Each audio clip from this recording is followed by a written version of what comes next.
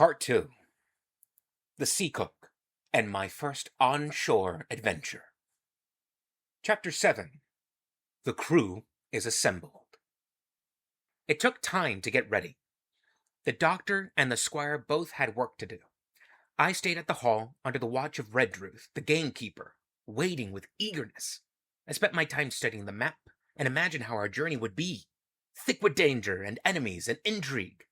But, of course, nothing I imagined was as strange and tragic as what occurred when our true journey began. One day a letter came addressed to Dr. Livesey or myself. I opened it with Redruth standing next to me and scanned its message. The squire had found a ship called the Hispaniola, which he purchased from a man named Blandley. This man, by his own admission, had been in town, talking of the treasure we would soon be sailing for. He had stumbled upon an old sailor, down on his luck, who offered to be the ship's cook, and who could help put together a crew. Long John Silver he is called, and has lost a leg in his country's service. He has no pension, and I took him on immediately. He is a great man, and we are lucky to have him. Furthermore, Long John Silver had helped him pick a crew for our journey, including a first mate named Arrow. The letter finished with the squire's excitement about our voyage and recommended I should spend one night with my mother before leaving. I found her in good health and was happy to see that the squire had had the inn repaired and repainted.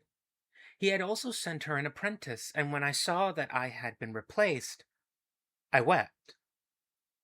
I had only been thinking of my adventures, but now I understood that I was truly leaving home.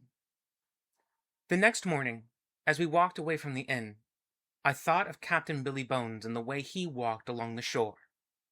The Admiral Benbow was soon out of sight. We next went by coach to Bristol. I saw that the quay and the docks were a busy, furious place with a smell of tar and salt. There were sailors with rings in their ears, and some wore pigtails, while others walked by like proud peacocks. I thought that now I was going to be one of them and was delighted.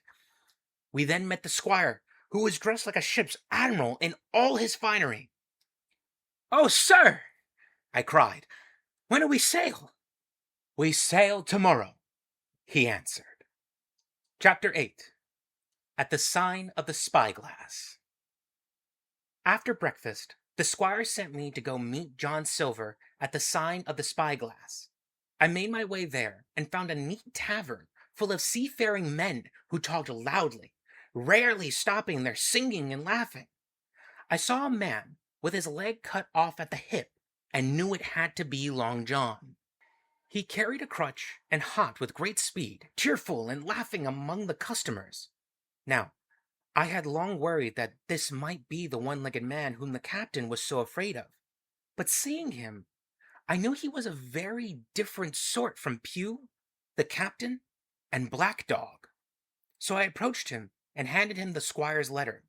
He shook my hand firmly and smiled. "So you are our new cabin boy," he said loudly. Suddenly, a man jumped up from the bar and made for the street. I knew at once by his look and missing fingers who it was. I cried out that I had just seen Black Dog. "I don't care who he is. He shall pay for his vile deeds," said Long John, and sent one of his men after him. He then quizzed me about the man and said he had never heard the name. Then he grabbed the man who had been talking to Black Dog. He admitted that the blind beggar had also been in the bar and told us that his name was Pew. Long John became quite excited about tracking down Black Dog and assured me that his man Ben would find him.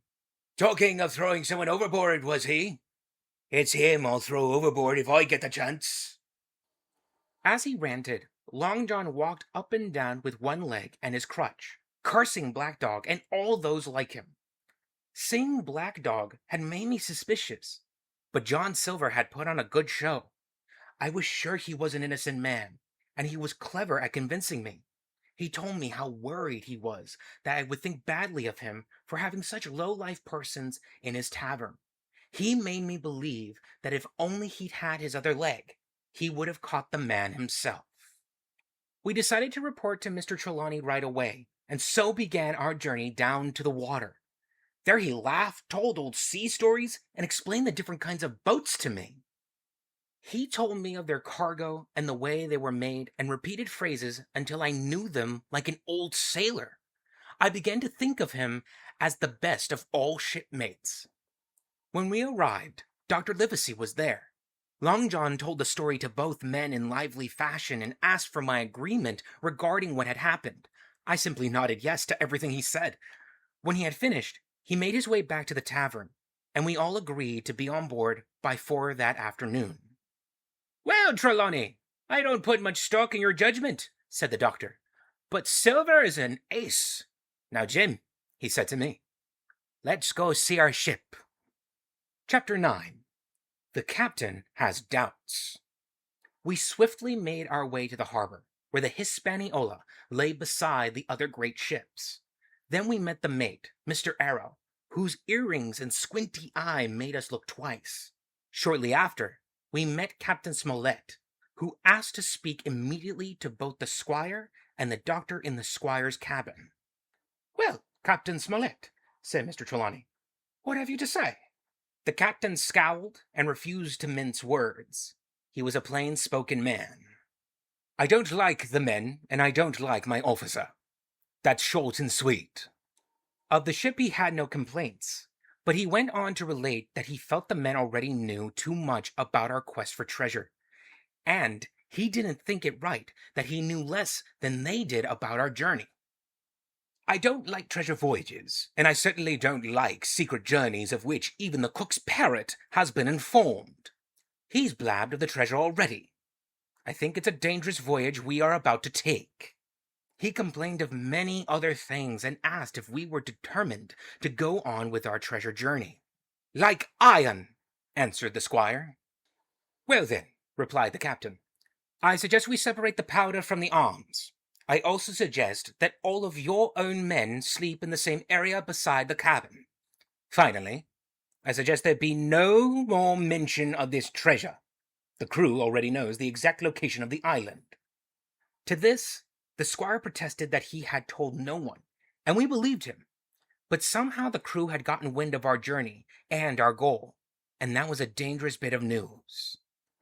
"I don't know," added the captain, "who has the map, but I demand that it be kept even from Mr. Arrow, or I shall resign." It was clear that the captain feared a mutiny, and only the doctor's assuring words were able to return him to a calm state. As for Mr. Trelawney, he took offense and scowled at the captain. "I have heard you, and will do as you ask, but I do not think better of you for it." This the captain shrugged off, and we were soon out on deck, examining our fine ship. I was shown my hammock, and the arrangements of powder and weapons, and our sleeping birds were soon changed. Long John Silver and 2 other men arrived on board shortly after and tried to protest our changes, but the captain sent them sharply below decks. "That's a good man, Captain," said the doctor. But it was clear the captain was reserving judgment on his entire crew. He even sent me with a sharp word below decks to help Long John, saying he would have no favorites on the ship. By then, I guarantee you, I disliked him intensely. Hi there. I hope you enjoyed this video. If you did, consider leaving a like and subscribing. If you are feeling generous, check out my Ko-fi link on my channel for donations. Thanks for watching, and I will see you in the next one.